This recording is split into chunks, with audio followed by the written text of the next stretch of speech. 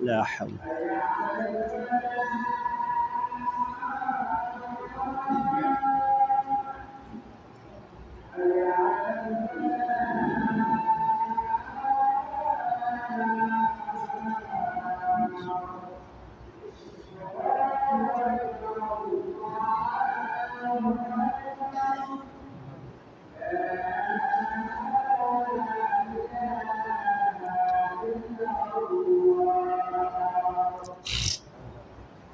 اللهم صل.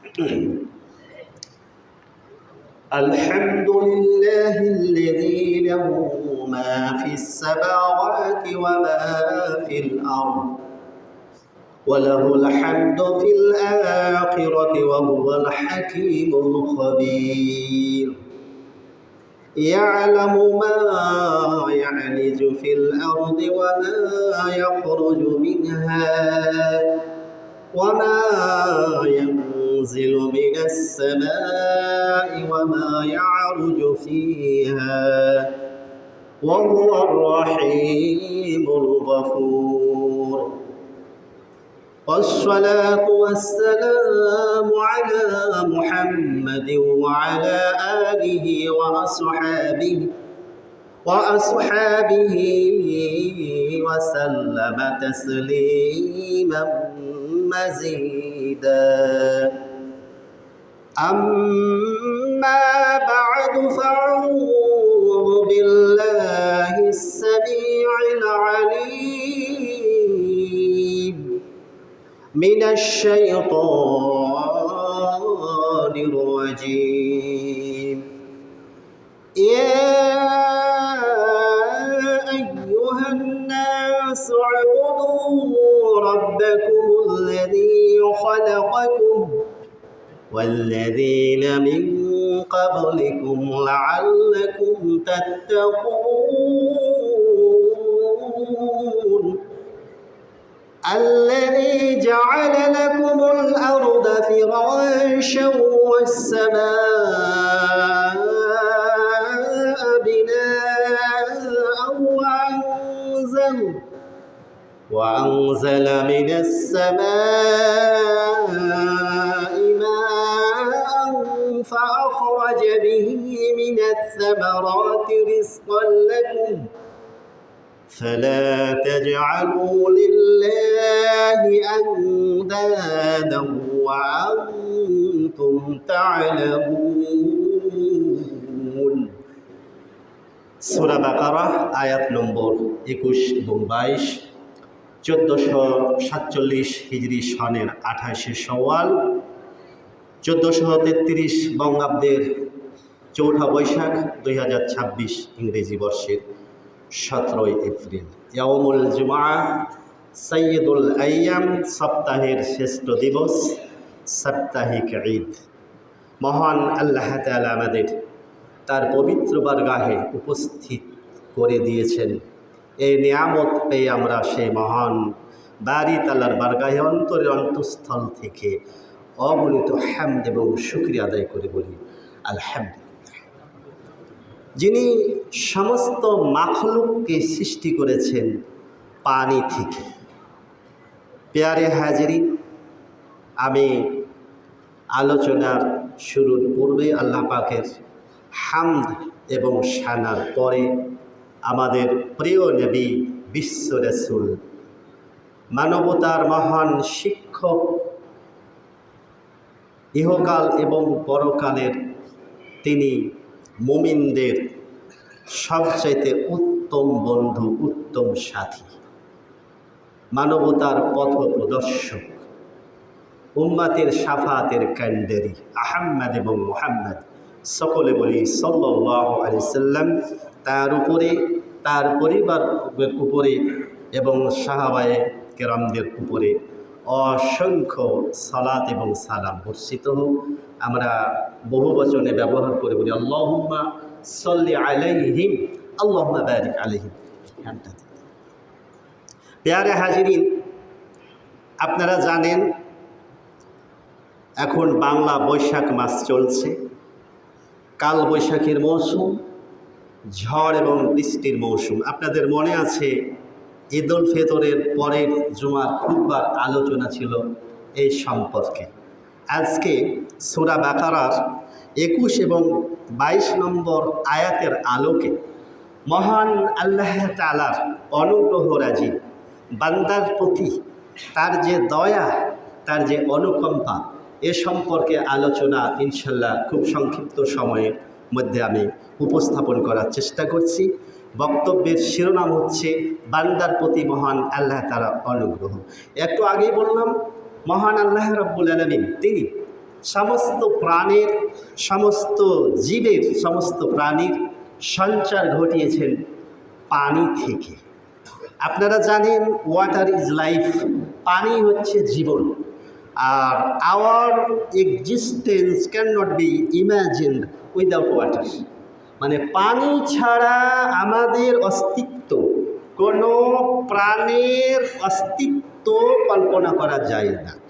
আর এ সম্পর্কে মহান আল্লাহ রাব্বুল আলামিন পবিত্র কোরআনে কারিমায় একটি আয়াতে কারিমা সূরা আম্বিয়া 30 নম্বর আয়াত এবং সূরা রুমের 45 নম্বর আয়াতে একই বক্তব্য, একই পরিভাষা ব্যবহার করেছেন।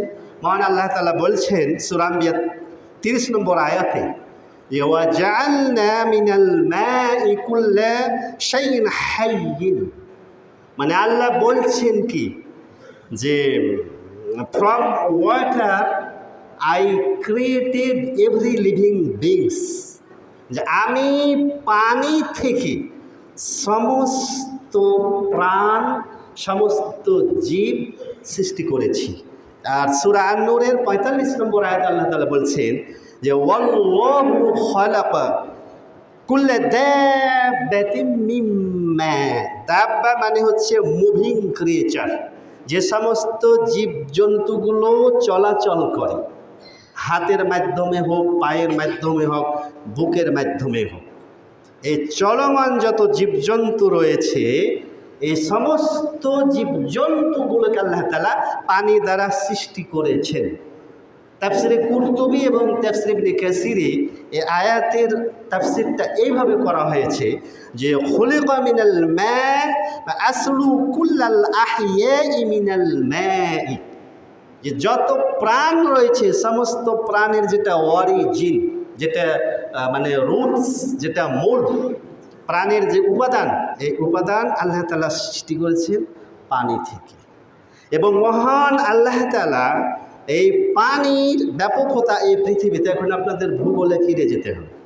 এই জন্য কোরআন বুঝতে হলে আপনাকে সায়েন্স অ্যান্ড টেকনোলজি, বিজ্ঞান বোঝা লাগবে, ভূগোল পড়া লাগবে, প্রাণীবিদ্যা পড়তে হবে, রসায়ন পড়তে হবে। জ্ঞান অর্জন করলে আপনি কোরআন বুঝবেন।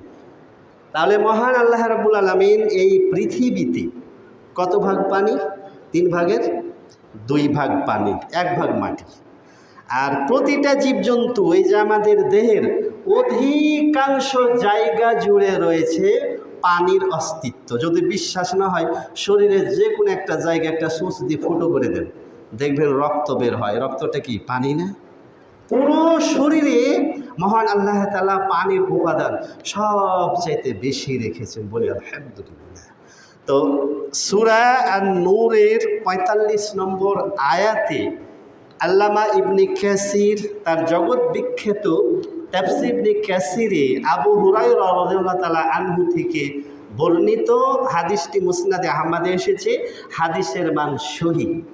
তো আবু হুরায়রা বলছেন, আন আবি হুরায়রা ক্বাল, তিনি বলছেন যে আমি আল্লাহ রাসূল সাল্লাল্লাহু আলাইহি ওয়াসাল্লামের কাছে গেলাম, গিয়ে কুলতু, আমি তাকে বললাম, ইয়া রাসূলুল্লাহ সাল্লাল্লাহু আলাইহি ওয়াসাল্লাম, হে আল্লাহ রাসূল সাল্লাল্লাহু আলাইহি ওয়াসাল্লাম, আমি জানতে চাচ্ছি একটা বিষয়। তার আগে আমি বলি যে ইন্নী ইযা রাআইতুকা, অবশ্যই অবশ্যই যখন আপনার সাথে আমার দেখা হয় বা আমি যখন আপনাকে দেখি, যখন আপনার দেখা সাক্ষাৎ ঘটে, দর্শন ঘটে, তাবাত নাফসি মানে ফারাহাত নাফসি বা কলবি, মানে আমি আপনাকে যখন দেখি তখন আমার অন্তর বড়ই খুশিতে ভরে ওঠে।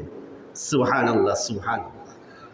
আবু হুরায়রা কেন কথা বলেছেন এর অর্থ জানেন? আপনারা জানেন যে সমস্ত নবী এবং রাসূলদের মধ্যে ইউসুফ আলাইহিস সালামের সৌন্দর্য ছিল সকলের ওপরে, তাই না? সবচাইতে সুন্দর ছিলেন। কিন্তু আমাদের নবী বিশ্ব রাসূল মুহাম্মদ সাল্লাল্লাহু আলাইহি সাল্লামকেও ইউসুফ আলাইহিস সালামের সৌন্দর্য দান করা হয়েছিল। সুবহানাল্লাহ। তিনি বড়ই সুন্দর মানুষ ছিলেন, এত সুন্দর ছিলেন যে তার প্রাণের শত্রুরা, একেবারে হিংসুকেরা আল্লাহ রাসূল সাল্লাল্লাহু আলাইহি সাল্লামের দিকে এক নজর চেয়ে দেখলে সত্যিই কিন্তু তাদের মায়া এমনিতে বসে যেত। সুবহানাল্লাহ। আল্লাহ রাসূল এত সুন্দর ছিলেন। তো আবু হুরায়রা বলছেন যে আল্লাহর নবী, আমি যখন আপনাকে দেখি তখন আমার মনটা খুশিতে পরিপূর্ণ হয়ে যায়। আপনাদের প্রিয়জন, শুভাকাঙ্ক্ষী, অত্যন্ত কাছের মানুষ, প্রিয় বন্ধু, বলে মেয়ারে মেরে পেয়ারে দোস্ত, যখন দেখা হয় খুশি হয়ে যান না? আল্লাহু আকবার, আল্লাহু আকবার, আহলান সাহলান ওয়া মারহাবান বলেন তো, তাই না? তা আবু হুরায়রা বলছেন, আমি আপনাকে দেখলে আমার অন্তর, আমার মন বড়ই খুশিতে ভরে ওঠে। আর তাবাতের শাব্দিক অর্থ হলো মনটা আমার পবিত্র হয়ে যায়। আল্লাহ রসুলের চেহারা এত সুন্দর ছিল। এর পরের পরিভাষা ওয়াকররাত আইনি, আমার চক্ষু জুড়িয়ে যায়, আমার দুই নয়ন ঠান্ডা হয়ে যায়, আমার কলিজা শীতল হয়ে যায়। তাহলে আল্লাহর নবীকে কত বড় সৌন্দর্য দান করা হয়েছিল। আল্লাহু আকবার, আল্লাহু আকবার। সবচাইতে সুন্দর মানুষ ছিলেন। এজন্য কবি মোস্তফা সাহেব বলেছিলেন না, নিখিলের চির সুন্দর সৃষ্টি আমার মুহাম্মদ রাসূল, আমার মুহাম্মদ রাসূল, কুল মাখলুকাতের গুলবাগে যেন একটি ফোঁটা ফুল, আমার মুহাম্মদ রাসূল। অপূর্ব। আল্লাহ রসুলের চেহারা বড় সুন্দর ছিল। এখন কথা বলার পরে আবু হুরায়রা বলছেন আসল কথা, হে আল্লাহর নবী, আম্বিগিনি, আপনি আমাকে বলে দিন, খবর দিয়ে দিন, জানিয়ে দিন, আম কুল্লি শাইইন, আমাদের প্রাণের অস্তিত্ব, জীবনের অস্তিত্বের মূল কোনটা, কোথা থেকে আমরা এসেছি? মহান আল্লাহ তাআলা এই বিশাল প্রাণ সৃষ্টি করলেন কোন উৎস থেকে, কোন অরিজিন থেকে, কোন রুটস থেকে, বলে দিন। কল, আল্লাহ রাসূল বলছেন, কুল্লু শাইইন খুলিকা মিন মা, মহান আল্লাহ তাআলা সমস্ত প্রাণ জীবনের অস্তিত্ব নিয়ে এসেছেন পানি থেকে। প্রত্যেকটা প্রাণের জন্ম হচ্ছে পানি থেকে। তাহলে পানির গুরুত্ব কত? এই পৃথিবীতে পানি হচ্ছে মহামূল্যবান নিয়ামত, সবচেয়ে দামি সম্পদ। এক, দুই হলো বিদ্যুৎ। এ পানি এবং বিদ্যুতের অভাবে মানুষের জীবন তো দূরের কথা, গোটা সৃষ্টি জগৎ অচল হয়ে যাবে। মনে নাই গত সপ্তাহে কি তার আগের সপ্তাহে সম্ভবত ওই যে বিদ্যুৎ ছিল না জুমার দিন, মনে আছে? কত কষ্ট। অথচ এই বাঙালি জাতি এ পানি এবং বিদ্যুতের অপচয় সবচাইতে বেশি করে। নামাজ পড়তে আসে মুরব্বি, সব মানুষ চলে গেছে, আসছে একাই, ফ্যানের সুইচ অন করে নামাজ পড়ে চলে গেছে, সুইচটা অফ করেনি। ওর কোন বাবা এসে সুইচটা অফ করবে? এই যে বাথরুমে যায়, টয়লেট ইউজ করে দিনের বেলায়, আমি অসংখ্যবার দেখি বাতি জ্বলতে আছে জ্বলতে আছে। এই যে অপচয়, আল্লাহর দরবারে কি জবাব দেওয়া লাগবে না? একজন ব্যক্তি উজু করতেছে ট্যাপে, 40 জন ব্যক্তির উজুর সম পরিমাণ পানি খরচ করে, ওই পানি দিয়ে 40 জন ব্যক্তির উজু করা হয়। এত অসচেতন, এত উদাসীন বাঙালি। এ নিয়ামত মহামূল্যবান সম্পদ, অতএব প্রত্যেকটা মানুষের উচিত এই মহামূল্যবান সম্পদের হেফাজত করা। একটা দিন যদি আপনি পানি না পান, আপনার জীবনযাত্রা অচল হয়ে যাবে। পানি কত মহামূল্যবান সম্পদ! এ পানির অভাবে চাষবাস, ক্ষেত খামার, কৃষি, শিল্প, স্ট্যান্ড, ইন্ডাস্ট্রি, মিল, ফ্যাক্টরি সব বন্ধ। বিদ্যুৎ থাকলে তো মানুষের যে সমস্ত প্রোডাক্টসগুলো রয়েছে উৎপাদন সব বন্ধ। অতএব এই দুটি জিনিসের অপচয় রোধ করবেন। আল্লাহ রসুল বলে দিয়েছেন, যখন ঘুমাতে যাবে, বাড়ি মসজিদ হোক, প্রত্যেকটা প্রতিষ্ঠানের প্রত্যেকটা বাতি নিভিয়ে ফেলতে বলা হয়েছে। আশ্চর্য ব্যাপার, 1-2টা বাতি জ্বললে যথেষ্ট হয়, অথচ কোনো কোনো মসজিদে 20-30টা বাতি জ্বলতেছে। অনর্থক এগুলো অপচয়। একজন ব্যক্তি এসেছে মসজিদে, একাই 3-4টা ফ্যান ছেড়ে দিয়ে ঘুরতেছে, বিদ্যুৎ অপচয় হতেছে। এগুলোর নাম অপচয়। আরে বাবা, আরে ভাই, আপনি একাই আছেন, আপনার ফ্যানের বাতাস কয়টা ফ্যান লাগে আপনার? একজন ব্যক্তি 4-5টা ফ্যান ছেড়ে দিচ্ছে। এগুলো অপচয় রোধ করুন। প্রত্যেকটা জিনিসের ব্যাপারে আল্লাহর দরবারে জবাব দিতে হবে। ইন্নাল মুবাজ্জিরিনা কানু ইখওয়ানা শায়াতিন, ওই আয়াতটিকে সামনে রাখবেন, মেনে পথ চলবেন, ইনশাআল্লাহ আল্লাহ কবুল করুন, বলেন আমিন। এখন মূল কথায় আসি। আল্লাহর নবীকে যখন আবু হুরায়রা জিজ্ঞেস করলেন আমাদের পানির উৎস কোথা থেকে, আল্লাহর নবী বললেন পানি থেকে। এরপরে আল্লাহ রসুলকে বলছেন কুলতু, আবু হুরায়রা বলছেন আমি বললাম আমবিইনি, হে আল্লাহর নবী আপনি আমাকে আন আমরিন, এমন একটা পথ পন্থা কাজের সন্ধান বলে দেন, এমন একটা আমলের কথা আপনি জানিয়ে দেন, কাজের কথা বলে দেন, যেই কাজটা, যে আমলটা ইজা আমিলতু বিহি, যখন আমি সম্পাদন করব, আমলটা যখন, কর্মটা যখন বাস্তবায়ন করব, দাখালতুল জান্নাতা, এই আমল আমাকে জান্নাতে নিয়ে যাবে। সুবহানাল্লাহ, সুবহানাল্লাহ। কি বললেন আবু হুরায়রা? বলে, হে আল্লাহর নবী আপনি আমাকে এমন একটা আমলের কথা বলে দিন না, ওই আমলটা করলে ওই আমলের বিনিময়ে মহান আল্লাহ তাআলা আমাকে জান্নাত দান করবেন, আমি জান্নাতে প্রবেশ করতে পারবো। কল, আল্লাহর নবী এবারে এক বচন ব্যবহার করছেন। হাদিসটি কিন্তু তিরমিজি ইবনে মাজাতে বহু বচন এসেছে। আল্লাহু আকবার। আবু হুরায়রা জিজ্ঞেস করলেন একা কি? আল্লাহর রাসূল সাল্লাল্লাহু আলাইহি ওয়াসাল্লাম তিনি তাকে পার্টিকুলার বলছেন, ইন্ডিভিজুয়ালি। যদিও ব্যক্তি একক, কিন্তু ওই আমল শুধু তিনি করলে যে জান্নাতে যাবেন সেটা কথা নয়। আপনি যদি আমল করেন আপনিও আবু হুরায়রার মতো ইনশাআল্লাহ জান্নাতে যাবেন। তা আবু হুরায়রাকে আল্লাহ রাসূল সাল্লাল্লাহু আলাইহি ওয়াসাল্লাম কি আমলের কথা বলেছিলেন? আবু হুরায়রা কি জানতে চেয়েছিল? জানতে চেয়েছিল আপনি আমাকে এমন কাজের কথা বলে দিন, যে কাজটা করলে, যে আমলটা করলে আমি জান্নাতে প্রবেশ করতে পারবো। আপনাদের কথা বুঝতে সমস্যা হচ্ছে তো? বুঝতে পারছেন কথা? কল, আল্লাহর নবী এবারে বলছেন আফশিস সালাম, মানুষের সাথে দেখা সাক্ষাৎ হবে, মুমিন মুসলিম বান্দার সাথে দেখা হলে সালাম দেবে। আপনারা কি সালাম দেন? না, ট্র্যাডিশনাল সালাম। এটা কি সালাম? সালাম আলাইকুম, এটা সালাম হয়? সালাম আলাইকুম এটা কোন সালাম? আসসালামু আলাইকুম। তারপরে অনেকে আবার বুঝে না, ওই যে কোরআনে কারিমার সূরা জুমারের আয়াত নিয়ে ফিট করে, বলছে সালামুন আলাইকুম। অনেকে বলে না, আরে ও সালামুন আলাইকুম এটা জান্নাতীদেরকে আল্লাহ তাআলার পক্ষ থেকে অভিবাদন করা হবে। সালামুন আলাইকুম এটা দুনিয়াতে ব্যবহার করার বিষয় নয়। আল্লাহ রাসূল সাল্লাল্লাহু আলাইহি ওয়াসাল্লাম সালামের বাক্য শিখিয়ে দিয়েছেন আসসালামু আলাইকুম বলে। আল্লাহর নবী সালামুন আলাইকুম বলে আমাদেরকে সালামের পরিভাষা শিখিয়ে দেননি। কাজে কোথাকার আয়াত কোথায় ফিট করতে হয় এই জ্ঞানটাও অনেকের জানা নেই। তাহলে কি বলবেন? আসসালামু আলাইকুম। আর একটু বাড়িয়ে নেবেন তো নাকি? আসসালামু আলাইকুম ওয়া রাহমাতুল্লাহ। আর একটু বাড়াবেন, আসসালামু আলাইকুম ওয়া রাহমাতুল্লাহি ওয়া বারাকাতুহু। আর বাড়াতে পারবেন না। অনেকে যখন ব্যক্তি সালাম দিল, ও যে আল্লাহ রসুল বলছেন যে তুমি একটু বেশি করে দাও, তখন ও ব্যক্তি দেখছে যে আমারে তো একেবারে অবারাকাতুহু পর্যন্ত বলেই ফেলেছে, আর তো সামনে বাড়ার কোনো অবকাশ নাই।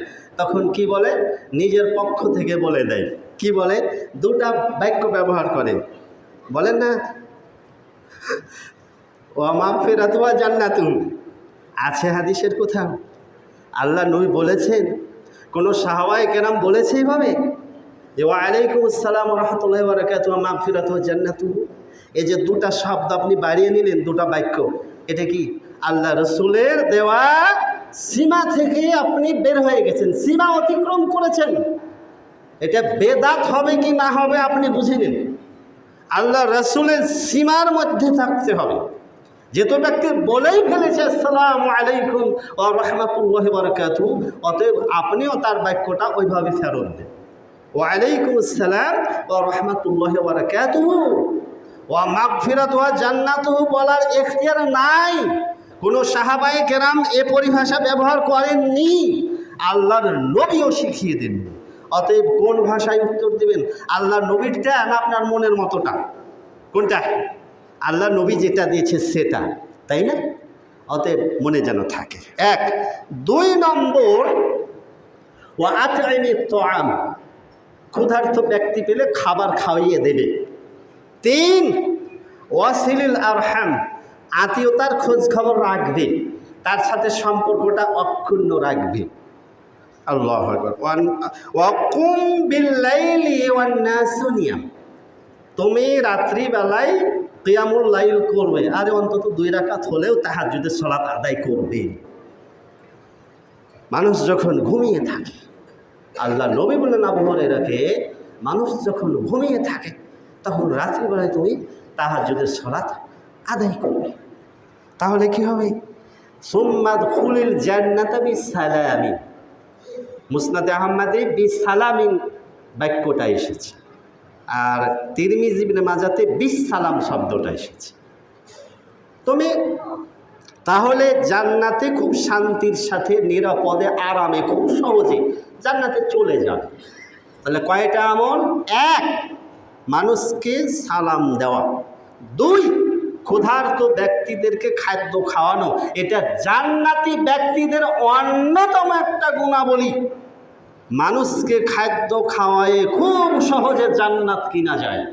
আমি আবারও বলি, মানুষকে খাদ্য খাওয়ায়ে পরিতৃপ্তি সহকারে যদি খাদ্য খাইয়ে দিতে পারেন তো ইনশাল্লাহ আপনি জান্নাত কিনে নিলেন। তবে নিয়ত থাকবে লিওয়াজহিল্লাহ, লিরিদওয়ানুল্লাহি তাআলা ওয়া আযজা ওয়া জাল্লা, একমাত্র আল্লাহর সন্তুষ্টির জন্য, লোক দেখানোর জন্য না, কারো মনস্তুষ্টি সাধনের জন্য না, একমাত্র আল্লাহর জন্য।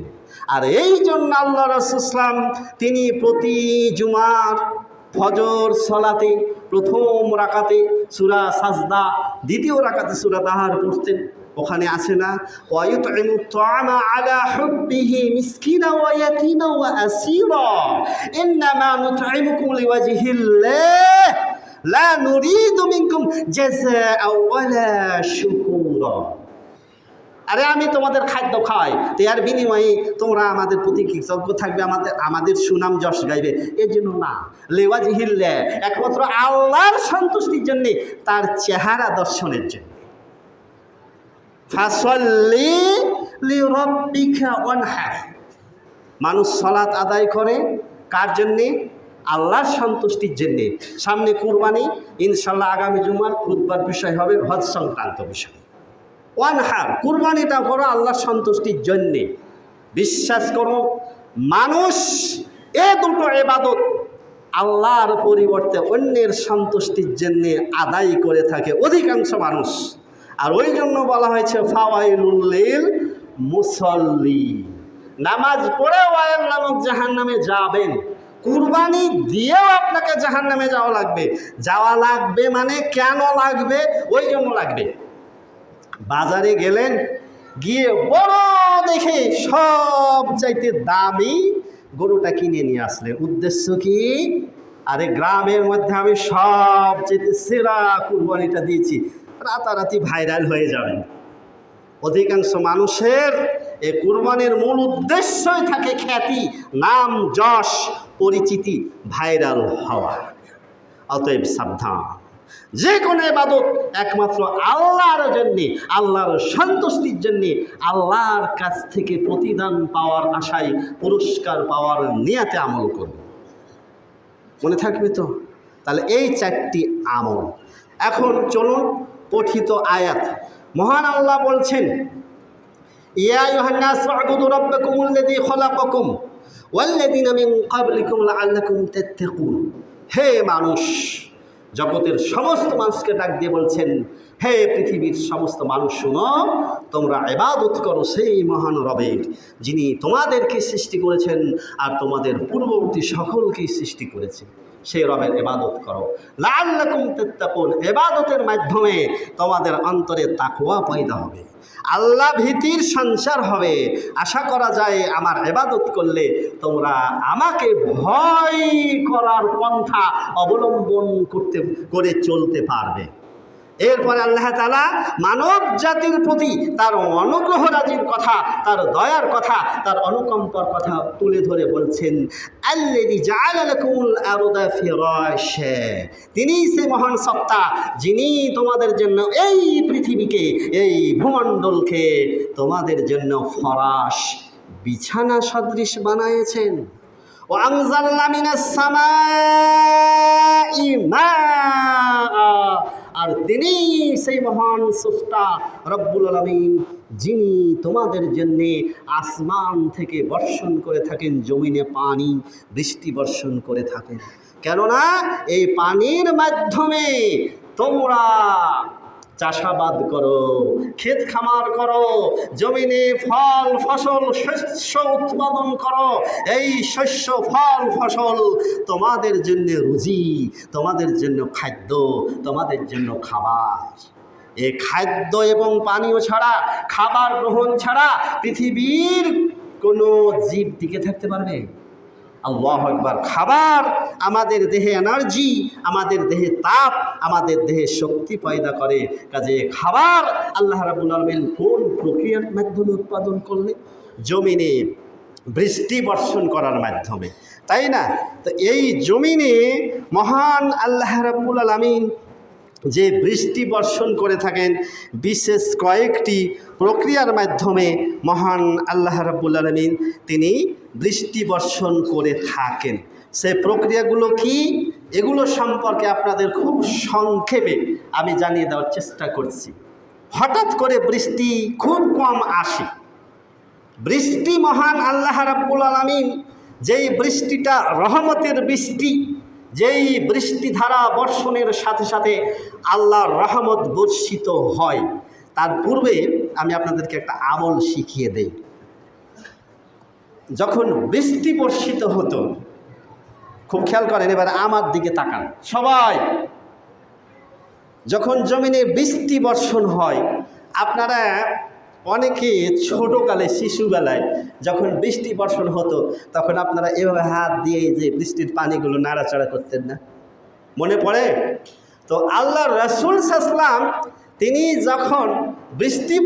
যখন বর্ষণ হতো, তিনি এইভাবে হাত দুইখানা বের করে দিতেন, বৃষ্টির পানিগুলো হাত দ্বারা তিনি ধরার চেষ্টা করতেন এইভাবে। সুবহান। কেন? বৃষ্টির পানি মহাপবিত্র পানি। এ পানিতে কোনো জার্ম নাই, কোনো জীবাণু নাই, এটা রহমতের বৃষ্টি। কাজে এটা যদি করে এটা সুন্নাত হবে। তো মহান আল্লাহ পাক যখন জমিনে বৃষ্টি বর্ষণ করার ইচ্ছা পোষণ করেন, তখন বিশেষ করে গ্রীষ্মকালে এই নমুনা, এটা একটা পূর্ব সংকেত। সেটা কি?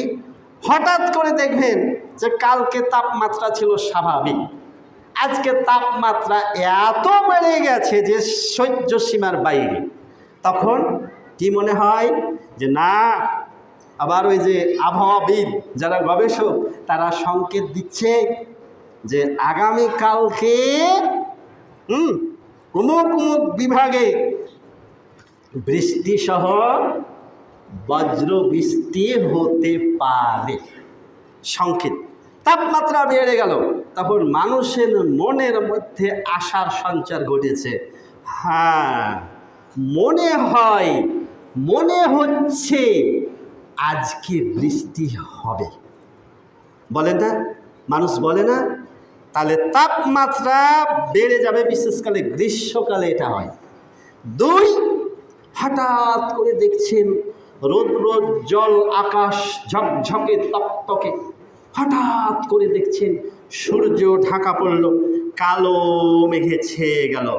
এবারে মনে আশা দৃঢ়, বৃষ্টি হবে ইনশাআল্লাহ। তিন, মেঘের উদয়ের সাথে সাথে দেখতেছেন ঠান্ডা শীতল বাতাস প্রবাহিত হচ্ছে, তাপমাত্রা সহ্য সীমার বাইরে চলে গিয়েছিল, বিদ্যুৎ নাই, ঘরে টিকতে পাচ্ছেন না, শরীর ঘেমে গেছে, শরীর থেকে টপ টপ টপ টপ করে ঘাম ঝরে পড়ছে, বাইরে বের হলেন, শীতল বাতাস আপনার শরীর স্পর্শ করে আপনার কলিজা, আপনার অন্তর ঠান্ডা করে দিল। কে পাঠাই এই বাতাসকে নাজিল করে? মহান আল্লাহ তাআলা এই শীতল বাতাস, ঠান্ডা বাতাস পাঠান, যেটা বুশরান বাইনাহুম। পবিত্র কোরআনের আপনারা যদি বৃষ্টি নিয়ে গবেষণা করেন তাহলে প্রায় নামাজের উপরে, সালাতের উপরে কত আয়াত? 82টি আয়াত রয়েছে। বৃষ্টির ব্যাপারে, পানির ব্যাপারে প্রায় 72-73টা আয়াত রয়েছে। সুবহানাল্লাহ, চিন্তা করতে পারেন? পবিত্র কোরআনে কারিমায়ে বৃষ্টি আল্লাহর রহমতের নিদর্শন বান্দার প্রতি এমনি এমনি আসে না। এক, তাহলে তাপমাত্রা বেড়ে যাবে। দুই, কালো মেঘের উদয় ঘটবে। তিন, ঠান্ডা বাতাস, বাতাসটা হালকা ছিল, হঠাৎ করে দেখছেন বাতাসটা তীব্র থেকে তীব্রতর হচ্ছে, মেঘগুলো আস্তে আস্তে আস্তে আস্তে ঘন হচ্ছে, পাতলা ছিল ঘন হয়ে গেল, সারা আকাশ মেঘে ঢাকা পড়ল। এরপরে 4 নম্বরে দেখছেন মেঘের গর্জন, হঠাৎ করে মেঘ গর্জন করছে, বিদ্যুৎ চমক, তারপরে আবার দেখা গেল এই বাতাস ঝড়ে রূপান্তরিত হয়ে গেল এবং মেঘকে তাড়িয়ে নিয়ে গেল। এরপরে মহান আল্লাহ রাব্বুল আলামিন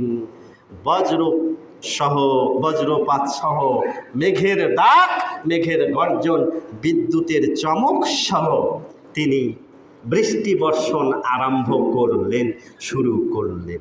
মহান আল্লাহ রাব্বুল আলামিন সূরা রুমের 24 নম্বর আয়াতে বলছেন, এই যে বিদ্যুতের চমক, মেঘের গর্জন, বজ্রপাত কেন হয়, কেন ঘটে, এ সম্পর্কে আমি আপনাদের শুভ দৃষ্টি আকর্ষণ করছি।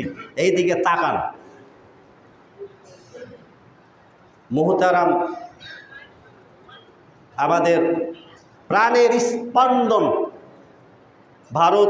ভারতীয় উপমহাদেশের বর্তমান জীবিত সালাফি আলেমদের মধ্যে অন্যতম, তিনি আমাদের পথ প্রদর্শক ডক্টর আসাদুল্লাহ গালিব হাফিজাহুল্লাহ। এই তাফসিরটি কিনে নেবেন, তাফসিরুল কোরআন 30তম পারা। প্রত্যেকটা আয়াত বাই আয়াত হাদিস এবং বিজ্ঞান ভিত্তিক আলোচনা করা হয়েছে। তো মহান আল্লাহ বলছেন সূরা রুমের 24 নম্বর আয়াতে, ওয়ামিন আয়াতিহি, মহান আল্লাহ বলছেন তার নিদর্শনের অন্যতম একটা নিদর্শন হচ্ছে, তার অস্তিত্বের অন্যতম একটা প্রমাণ হচ্ছে মহান আল্লাহ যে আছেন, তিনি যে রব, তিনি যে খালিক, তিনি যে রব, তিনি যে রাজিক, তিনি যে পালনকর্তা, তার প্রমাণ বলছে ইউরিকুমুল বারকা, তিনি তোমাদেরকে দেখান বোরাক, ওই যে বিদ্যুতের চমক, বিদ্যুতের ডাক। কি উদ্দেশ্যে বলছেন? খৌফা, একটা ফেয়ার, বিদ্যুৎ যখন চমকায়, মেঘের গর্জন যখন বিকট, বাইরে যদি থাকেন, বাসায় যদি না থাকেন, আপনাদের কলিজা কম্পন শুরু হয়ে যায়, কলিজা কাঁপে, তাই না? অথমা, এবং আশা জাগায়। কিসের আশা? ব্যাখ্যা আসছে কি, যে তাখাফুনা মিনাস সাইকি, ফিয়ার অ্যান্ড হোপ, ওয়া তাতমাউনা ফিল গাইসি বা ফিল মাতারি বা ফিল মাই। মানে তিনি এই বিদ্যুৎ চমক দ্বারা বজ্রপাতের এই শব্দ দ্বারা তোমাদের অন্তরে ভয়ভীতি সৃষ্টি করেন, আল্লাহ তার অস্তিত্বের জানান দেন, আর তিনি কৃষকের মনে, চাষিদের মনে আশার সঞ্চার ঘটান। হ্যাঁ, বিদ্যুতের চমক, মেঘের গর্জন, বজ্রপাত, এই বুঝি বৃষ্টি নামবে। আর বৃষ্টি নামলে, বৃষ্টি বর্ষণ হলে এবারে জমি চাষ করব, ফল ফসল শস্য উৎপাদন হবে, পরিবার পরিজন নিয়ে ইনশাল্লাহ পুরোটা বছর আল্লাহর দেয়া ফল ফসলে গোলা ভরে উঠবে, আমরা একেবারে স্বাচ্ছন্দ্যে জীবনযাপন করবো। সুবহানাল্লাহ। তাহলে একদিকে বজ্রপাত, বিদ্যুতের চমক মানুষের মনে ভয় ভীতির সঞ্চার করে, আর তৃতীয় অপর পক্ষের এগেইনস্টে, বিপরীতে মহান আল্লাহ তাআলা কৃষকদের অন্তরে আশার সঞ্চার করে ফসল ফলানোর। সুবহানাল্লাহ। জিনিস একই, কিন্তু ব্যবহার প্রায়োগিক দুই রকমের, একটা ভয়ভীতি আর একটা আশার সঞ্চার ঘটায়। সুবহানাল্লাহ। তা আল্লাহ কেন এই বজ্রপাত ঘটান? তা আল্লাহ বলছেন, ওয়ায়ুনাজ্জিলু মিনাস সামাই মা, তিনি সে মহান সত্তা রব্বুল আলামিন, যিনি আসমান থেকে তোমাদের জন্যে জমিনে বৃষ্টি বর্ষণ করেন। আর এই বৃষ্টি বর্ষণের মাধ্যমে তোমাদের জন্য সবচেয়ে বড় সবক, সবচেয়ে বড় লেসন, শিক্ষণীয় দিক হচ্ছে, সবক হাসিলের, উপদেশ গ্রহণের সবচেয়ে বড় ফায়দা হচ্ছে ফাইহয়ী বিহিল আরদা বা'দা মাউতিহা, এই যে জমিন মৃত ছিল, বৃষ্টির অভাবে চৈত্র বৈশাখ দীর্ঘদিন থেকে পানি নাই, বৃষ্টি বর্ষণ নাই, মাঠ ঘাট ফেটে চৈচির হয়ে গিয়েছে, খাল বিল পানি শূন্য, চতুর্দিক খা খা করতেছে। মৃত জমিন ফল ফসল ফলানোর উপযোগিতা হারিয়ে ফেলেছে। দেখেন এগুলো অতীতে। এই মুহূর্তে মহান আল্লাহ রাব্বুল আলামিন, কৃষকেরা অসহায়, কৃষকেরা নিরাশ হতাশাগ্রস্ত হয়ে গিয়েছিল। এই বছর বুঝি আর আল্লাহ পানি আমাদের দেবেন না, সবাই আশা ছেড়ে দিয়েছে। সুবহানাল্লাহ। আর এই মুহূর্তে মহান আল্লাহ রাব্বুল আলামিন তিনি বান্দাদের অন্তরে খুশির সঞ্চার ঘটালেন, আশার সঞ্চার ঘটালেন। জমিনে বৃষ্টি বর্ষিত হলো, মৃত জমিন তার পুরনো যৌবন শক্তি ফিরে পেল, ফল ফসল ফলানোর উপযোগিতা পেল, উর্বরতা শক্তি ফিরে পেল। মহান আল্লাহ এর মাধ্যমে বোঝাতে চাচ্ছেন, শোনো, আমি বৃষ্টি বর্ষণের মাধ্যমে যদি মৃত জমিনকে আমি জীবিত করতে পারি, তাহলে শুনে রাখো খুব ভালো করে, তোমাদের মৃত্যুর পরে আমি তোমাদেরকে পুনরায় এ মৃত জমিনের মতো করে আমি আবার তোমাদেরকে মৃত অবস্থা থেকে হাসরের ময়দানে তোমাদের প্রত্যেকের কবর থেকে আমি জীবন্ত করে জলজ্যান্ত মানুষ রূপে তোমাদেরকে হাসরের ময়দানে উত্থিত করব।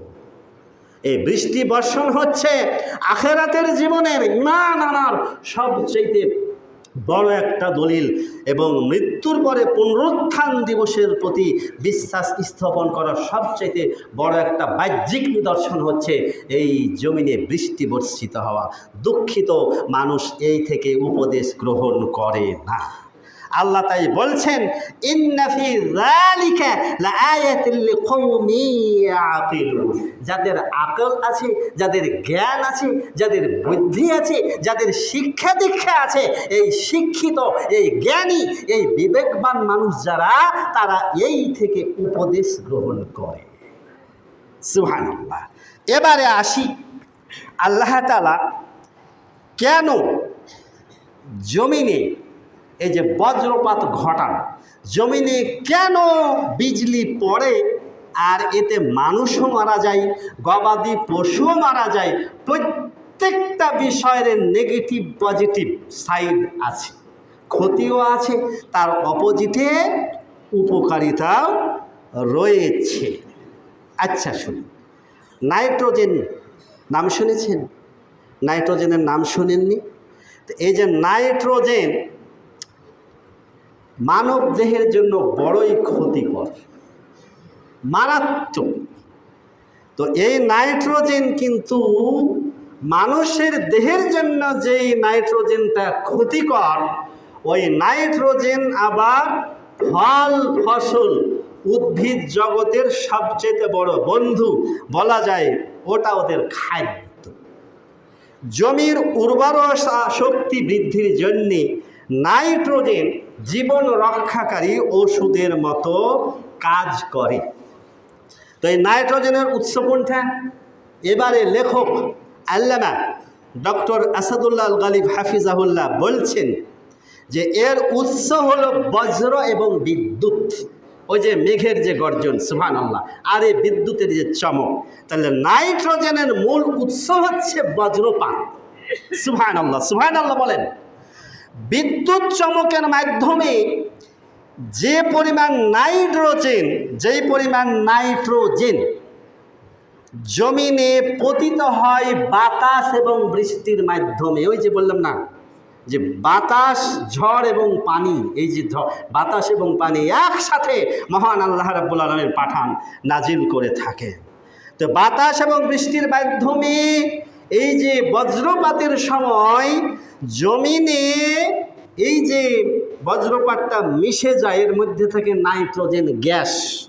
ওই বাতাসে যখন ওই নাইট্রোজেন গ্যাসটা পানির মাধ্যমে জমিনে পতিত হলো, মাটিতে মিশে গেল, এই নাইট্রোজেন বজ্রপাত হওয়ার কারণে সুবহানাল্লাহ, সুবহানাল্লাহ, তা থেকে প্রায় 1 কোটি টন ইউরিয়া সারের জন্ম হয় এই জমিনে। সুবহানাল্লাহ, সুবহানাল্লাহ। যে পরিমাণ নাইট্রোজেন বাতাস এবং পানির মাধ্যমে মাটিতে মিশে যায়, তা বছরে প্রায় 1 কোটি টন ইউরিয়া সারের কাজ দেয়, যার প্রতি একর জমিতে যার পরিমাণ হচ্ছে প্রায় 5 পাউন্ডের মতো। সুবহানাল্লাহি ওয়া বিহামদিহি, সুবহানাল্লাহিল আযীম। এইভাবে আল্লাহ তাআলা মৃত জমিনকে তিনি আল্লাহ তাআলা জীবিত করেন এবং খাদ্যশস্য উৎপাদন করেন।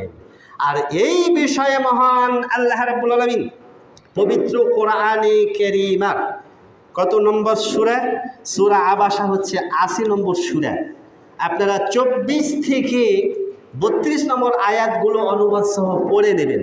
মহান আল্লাহ বলছেন, ফালিয়ানজুরিল ইনসানু ইলা তাআমি, মানুষের উচিত তার খাবারের দিকে, তার খাদ্যের দিকে তাকিয়ে দেখা। আন্না সাবাবনাল মাআ সাব্বা, আল্লাহ বলছেন আমি কেমন করে, কিভাবে, কোন প্রক্রিয়ায় জমিনে মুষলধারে বৃষ্টি বর্ষণ করি। শাকাকনাল আরদা শাক্কা, আর কিভাবে আমি জমিনকে ফাটিয়ে দেই, মানে চাষবাসের উপযোগী করি। ফাআনবাতনা ফিহা হাব্বা, এই থেকে তোমাদের জন্য তোমরা ফল ফসল শস্য উৎপাদন করো। ওয়াইনাবা ওয়া কদবা, যেই থেকে তোমাদের জন্য আঙ্গুর উৎপন্ন হয়। জাইতুনা ওয়া নাখলা, জাইতুন উৎপন্ন হয়, খেজুর উৎপন্ন হয়, আরও কত কি উৎপন্ন হয়। উদ্দেশ্য কি? মাতাআল্লাকুম ওয়া লিআনআমিকুম, মাতাআল্লাকুম মানে রিজকাল্লাকুম, এর মাধ্যমে তোমাদেরও রুজি, তোমাদেরও খাবার, আর তোমাদের গবাদি পশু, এই যে গরু, ছাগল, মহিষ, ভেড়া, দুম্বা, এগুলো পালন করেন, তাদেরও খাবার। সুবহানাল্লাহ। এই যে প্রক্রিয়ার মাধ্যমে মহান আল্লাহ তাআলা তিনি আমাদেরকে তার দয়া, তার অনুকম্পা, তার অনুগ্রহ রাজির দিকে দৃষ্টিপাত করার কথা বলছেন, যে ফালিয়ানজুরিল ইনসানু ইলা তাআমি, মানুষ তাকিয়ে দেখুক না তার খাদ্যের দিকে, আমি কিভাবে তাদের খাদ্যের যোগান দিয়ে থাকি। আর এই জন্য মহান আল্লাহ তাআলা তিনি সূরা কুরাইশের শেষ আয়াতে বলতেছেন, ফালিয়াবুদু রাব্ব হাযাল বাইত, অতএব তাদের উচিত, তাদের মানে আমাদের উচিত, রব ফালিয়াবুদু, ইবাদত করা, রব্ব হাযাল বাইত, এই গৃহের মালিক যিনি, অর্থাৎ কাবা ঘর। এই তো আর কয়েকদিন পরেই মানুষ সেই কাবা জিয়ারতের জন্যে সারা বিশ্ব থেকে লাখে লাখে মানুষ সমাগম ঘটবে। তো এই গৃহের মালিক যিনি, সেই গৃহের মালিকের পালনকর্তার ইবাদত করা উচিত। কেন ইবাদত করবে? আল্লাহ বলছেন, আল্লাযী আত'আমাহুম মিন জু', তিনি সেই সত্তা, হি ফেড দেম এগেইনস্ট হাঙ্গার।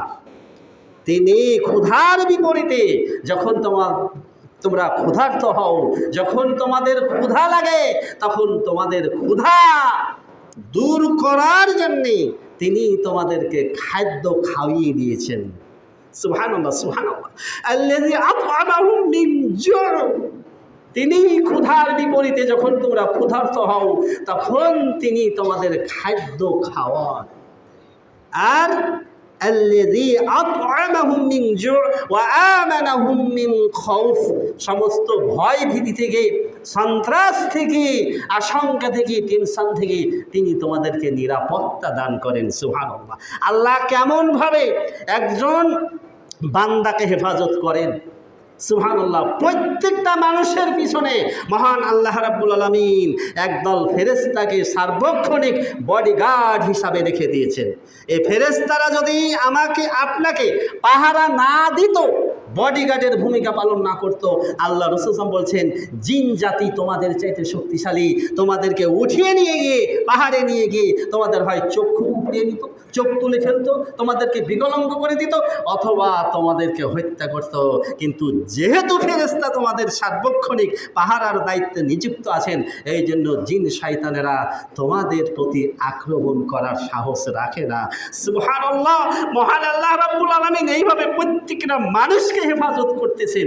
এই নিয়ামতের শুকরিয়া আদায় করবেন কিভাবে? এই জন্য আল্লাহ বলছেন যে ওয়া ইন তাউদ্দু নি'মাতাল্লাহি লা তুহসুহা। হে আমার বান্দারা, যদি তোমরা আমার নিয়ামত এক এক করে গণনা করার জন্য চেষ্টা করো, নেভার নেভার নেভার, তোমরা পারবে না আমার এই নিয়ামত গণনা করতে। আর এই জন্য আল্লাহ বলে দিচ্ছেন, শোনো, ইন শাকারতুম, তোমরা আমার নিয়ামতের শুকরিয়া আদায় করো, লাযিদান্নাকুম, তাহলে আমি এই নিয়ামত রাজি আরো বহু বহু গুণে বাড়িয়ে দেব। ওয়া ইন কাফারতুম, আর যদি তোমরা আমার এই নিয়ামত খেয়ে, নিয়ামত পেয়ে এর নাশুকরি করো, এর অকৃতজ্ঞতা পোষণ করো, তবে জেনে রাখো ইন্না আযাবী লাশাদীদ, নিশ্চয় আমার শাস্তি বড়ই কঠিন, আমার পাকড়াও বড়ই কঠিন। কাজে আপনারা এই যে আল্লাহর নিয়ামত ভক্ষণ করছেন, উচিত হচ্ছে খাবারের শুরুতে শরিয়া অনুযায়ী, শরিয়া মেনটেন করে খাদ্য এবং পানীয় গ্রহণ করবেন। কি বলবেন খাবারের শুরুতে? কি বলতে হয়? বিসমিল্লাহ বলতে হয়। তো এই বিড়ি, সিগারেট, চুরুট, জর্দা, তামাক এগুলো পান করার আগে, খাওয়ার আগে বিসমিল্লাহ বলা যাবে? বলা যাবে না। খাবার গ্রহণের শেষে কি বলবেন? আলহামদুলিল্লাহ। আর যদি খাবারের শুরুতে বিসমিল্লাহ বলতে ভুলে যান, কি বলবেন? মধ্যে মনে পড়ে গেল বিসমিল্লাহি আওয়ালাহু ওয়া আখিরাহু। আপনাকে দাওয়াত করে একজন ব্যক্তি খাওয়ালো, তার হক আদায় করবেন না? আপনাকে অনেকে দাওয়াত দেয় না, মেহমান হন না কারো বাসায়, তা আপনি যে তার বাসার খাবার খেয়ে আসলেন, তার কাছে তো আপনার একটা প্রাপ্য পাওনা থেকে গেল। কি ভাষায় দোয়া করবেন তার জন্য? এই দোয়া শিখা লাগবে না আপনাকে। আল্লাহুম্মা আত'ইম মান আত'আমানি ওয়াসqi মান সাকানি। হে আল্লাহ, যে ব্যক্তি আমাকে খাওয়ালো, পান করালো, তুমি তাকে খাওয়াও, তুমি তাকে পান করাও। সবচেয়ে ভালো দোয়া হচ্ছে কি দোয়া? আল্লাহুম্মা বারিক লাহুম ফিমা রাযাকতাহুম ওয়াগফির লাহুম ওয়ারহামহুম। সুবহানাল্লাহ। যে ব্যক্তি আমাকে খাওয়ালো, পান করালো, আল্লাহ তুমি তার খাদ্যে বরকত নাজিল করো। সুবহানাল্লাহ। আল্লাহ তুমি তার পরিবারের প্রতি তোমার রহমত নাজিল করো, তার প্রতি দয়া করো, তার গুনাহ খাতা তুমি মাফ করো, তাকে ক্ষমা করে দাও। কয়জন কয়টা দোয়া শিখছেন? দোয়া তো জানা নাই, তাই না? আল্লাহ তাআলা আমাদেরকে এই নিয়ামতের শুকরিয়া আদায় করার তৌফিক দান করুন, বলে আমিন। পরিশেষে এই যে সিজনে এই যে কয়টা দোয়া পড়তে হয় জানা আছে আপনাদের? মনে আছে? যখন বিদ্যুৎ চমকাবে তখন কি বলবেন? ভুলে গেলেন? এই 3 সপ্তাহ আগের কথা। যখন বিদ্যুৎ চমকাবে, মেঘের গর্জন, তখন কমসে কম বলবেন সুবহানাল্লাহ। কি দোয়া পড়বেন? সুবহানাল্লাহ। আর যদি বলতে পারেন সুবহানাল্লাযী ইউসাব্বিহু আর-রা'দু বিহামদিহি ওয়াল মালাইকাতু মিন খিফাতিহি, আরও ভালো। কমসে কম সুবহানাল্লাহ পড়বেন। এটা গেল। যখন ঝড় আরম্ভ হবে কি দোয়া পড়বেন? আল্লাহুম্মা ইন্নী আসআলুকা খায়রাহা, এটুকু পড়ে হক আদায় হয়ে যাবে। পুরো দোয়াটা আল্লাহুম্মা ইন্নী আসআলুকা খায়রাহা ওয়া খায়রা মা ফিহা ওয়া খায়রা মা উরসিলাত বিহি ওয়া আউযু বিকা মিন শাররিহা ওয়া শাররি মা ফিহা ওয়া শাররি মা উরসিলাত বিহি। হে আল্লাহ, তুমি এই যে বাতাস পাঠিয়েছো, এই বাতাসের মধ্যে যে কল্যাণ রেখেছো, এই কল্যাণ তুমি আমাদেরকে দান করো। হে আল্লাহ, এই বাতাসের মধ্যে, এই ঝড়ের মধ্যে যে ক্ষতি রেখেছো, আমাদের জন্য যে আযাব রেখেছো, এই আযাব থেকে, ক্ষতি থেকে আমাদেরকে রক্ষা করো। বৃষ্টি যখন বর্ষণ হবে, দোয়া পড়বেন 3 নম্বরে, আল্লাহুম্মা সাইয়্যিবান নাফিআ, আল্লাহুম্মা সাইয়্যিবান নাফিআ, আল্লাহুম্মা সাইয়্যিবান নাফিআ। হে আল্লাহ তাআলা, তুমি আমাদের প্রতি উপকারী বৃষ্টি, কল্যাণকর বৃষ্টি, রহমতের বৃষ্টি ধারা নাজিল করো। বৃষ্টি বর্ষণ শেষ, বলবেন মোটির নাবি ফাদলিল্লাহি ওয়া রাহমাতিহি, আল্লাহর দয়া এবং আল্লাহর অনুগ্রহে আমাদের প্রতি তার রহমতের বৃষ্টি বর্ষিত হয়েছে। তাহলে কয়টা দোয়া? এখানে 4টা দোয়া। আর খানা খাওয়ার জন্য কয়টা দোয়া দিলাম? এই 2টা দোয়া। এই 6টা দোয়া আগামী জুমায় মুখস্থ করে আসবেন। আগামী জুমায় আপনাদের ইনশাল্লাহ প্রত্যেকের ইন্টারভিউ নেওয়া হবে, শিখে আসবেন। আমি কিন্তু কয়েকজনকে ধরবো ইনশাল্লাহ। আল্লাহ তাআলা যেন আমাদের তৌফিক দান করুন, বলে আমিন। ওয়া আখিরু দাওয়ানা আলহামদুলিল্লাহি রাব্বিল আলামিন।